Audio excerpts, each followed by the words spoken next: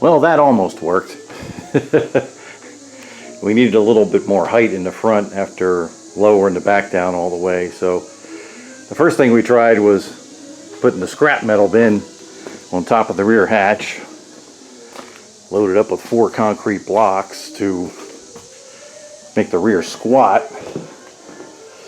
That wasn't quite enough, so we had to go very carefully between the 2 rear control arm mounting points from side to side to get the car up a little higher. All we did was jack it up a little, push the jack stand back, bring it over to the other side, jack it up a little, push the jack stand back, and after about 4 tries with that, we were able to snake it out.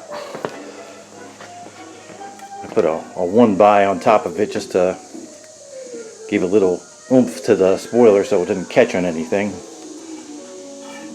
Looks like we probably gotta get this bent back into shape. But other than that, she's out. There we go. It's free. It's a leak of coolant all over the place again.